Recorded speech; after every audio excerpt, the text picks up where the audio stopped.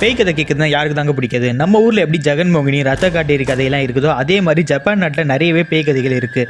அந்த பேய் கதையெல்லாம் எழுதுறதுல ரொம்பவே ஃபேமஸான ஒருத்தர் தான் ஜுன்ஜி ஈட்டோ. இவர் எழுதின கதைகளை பற்றி தெரிஞ்சிக்க AK96.1 இந்த சேனலில் பாருங்கள். ஜப்பான் நாட்டில் பேய் கதை எழுதுறதுல ஃபேமஸான ஒருத்தர் தான் ஜுன்ஜி ஈட்டோ. அப்படி இவர் எழுதின கதையில் எனக்கு ரொம்பவே பிடிச்சது அது ஹேங்கிங் பலூன்ஸ்னு சொல்லலாம்.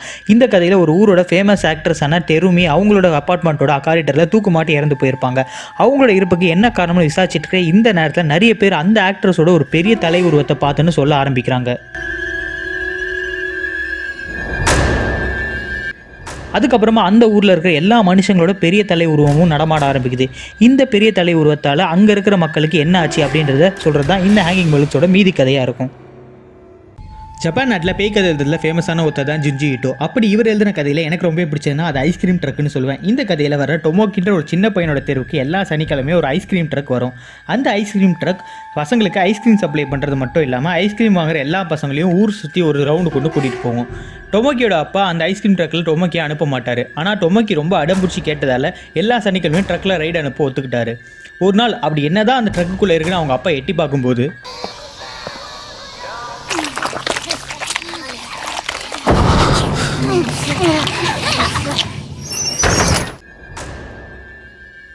ஜப்பான் நாட்டில் பேய் கதை எழுதுறதுல ஃபேமஸான ஒருத்தர் தான் ஜுன்ஜி ஈட்டோ. அப்படி இவர் எழுதுகிற கதையில் எனக்கு ரொம்ப பிடிச்சதுன்னா அது டூம் டவுன் சொல்லலாம். இந்த கதையில் பிரதர் அண்ட் சிஸ்டர் வர சுயோஷி அப்புறம் கவுரு அவங்களோட ஃப்ரெண்டான இசுமியை பார்க்க ஒரு டவுனுக்கு போகிறாங்க.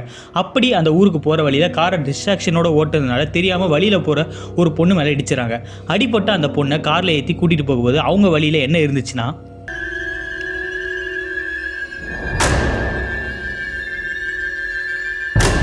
இந்த மாதிரி கல்லறைகள் அந்த ஊர் முழுக்கவே இருந்துச்சு. ஏன் இந்த கல்லறைகள்லாம் இங்கே இருக்குது, அந்த அடிப்பட்ட பொண்ணை சிவோஷிவும் கௌரவும் என்ன பண்ண போகிறாங்கன்றதா இந்த டூம் டவுனோட மீதி கதையாக இருக்கும். ஜப்பான் நாட்டில் பேய் கதை எழுதுறதுல ஃபேமஸான ஒருத்தர் தான் ஜுன்ஜி ஈட்டோ. அப்படி இவர் எழுதின கதையில் எனக்கு ரொம்ப பிடிச்சதுன்னா அது சாண்ட்மேன்ஸ் லேயர்னு சொல்லலாம். இந்த கதையில் வர யூஜின்ற ஒரு ஆள் 3 நாளாக தூங்காமல் இருக்கார். ஏன் 3 நாளாக தூங்காமல் இருக்குன்னு அவர் ஃப்ரெண்டான மாறி கேட்கும்போது, நான் தூங்க ஆரம்பித்தேன், என் ட்ரீம் வேர்ல்டில் இருக்க என்னோட இன்னொரு வெர்ஷன் வெளியே வர பார்க்குது, அதனால் நான் தூங்காமல் இருக்கேன் அப்படின்னு மாறிக்கிட்ட சொல்கிறாரு. அதெல்லாம் ஒன்றும் இல்லை, எல்லாமே ஒரு கற்பனை தான் மாறி சொல்கிறா. ஆனால் அடுத்த நாள் யூஜி வீட்டுக்கு போய் பார்க்கும்போது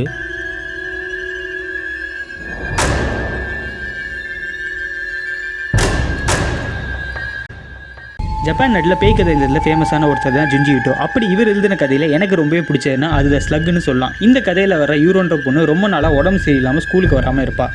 அவளை பார்க்கறதுக்காக அவளோட ஸ்கூல் ஃப்ரெண்டு ஒருத்தி யூகோ வீட்டுக்கு போகும்போது யூகோ வீட்டு கார்டனில் யூகோவோட அம்மா அப்பா இருக்கிறத கவனிக்கிறா. அவங்க அம்மா அப்பா அந்த கார்டனில் இருக்கிற ஸ்லக்ஸ், அதாவது நத்தை மாதிரி இருக்கிற உயிரினத்தை கொண்டுட்டு இருப்பாங்க. அப்போது யூகோ எப்படி இருக்கான்னு யூகோவோட ரூம்குள்ளே போய் பார்த்தா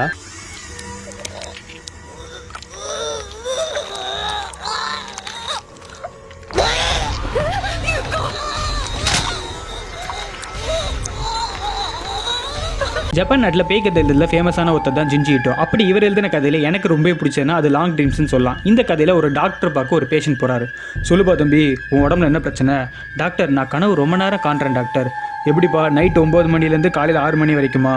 இல்லை டாக்டர், நிஜ உலகத்தில் என் கனவு சில நிமிஷங்கள் தான் நீடிக்குது, ஆனால் கனவு உலகத்தில் பல நாள், பல மாதம், ஏன் பல வருஷங்கள் கூட நீடிக்குது டாக்டர்.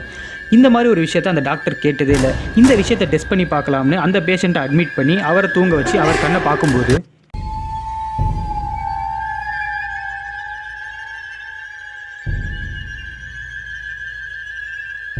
ஜப்பான் நாட்டில் பேய் கதை எழுதுறதுல ஃபேமஸான ஒருத்தர் தான் ஜுன்ஜி ஈட்டோ. அப்படி இவர் எழுதின கதையில் எனக்கு ரொம்பவே பிடிச்சதுன்னா அது ஸ்மாஷ்டுன்னு சொல்லலாம். இந்த கதையில் வர ஒரு வயசான ஆள் சவுத் அமெரிக்காவில் இருக்கிற காட்டுக்குள்ளே இருக்கான். அந்த காட்டில் இருக்கிற அரிய வகை செடிகளாலான ஒரு தேனை ஒரு ஜாரில் போட்டு எடுத்துகிட்டு வரான். அந்த தேனை அவனோட நண்பர்களுக்கு சாப்பிட கொடுக்குறான். அவங்களும் இந்த தேன் ரொம்பவே சுவையாக இருக்குதுன்னு சொல்கிறாங்க. அடுத்த நாள் அந்த தேனை சாப்பிட வந்தால் அந்த வீட்டில் அந்த வயசான ஆள் இருக்க மாட்டார். சரி, அவர் இல்லைன்னா என்ன, நாம் எதை தேடி வந்தோமோ அந்த தேன் இருக்குதுன்னு அந்த தேனை அந்த ஜார்லேருந்து எடுத்து அதை சாப்பிட ஆரம்பிக்கிறாங்க. அப்படி சாப்பிடும்போது こんなうまい蜜南米のどこで取れたんだ？さあ、荻もよくわからないんじゃねえの。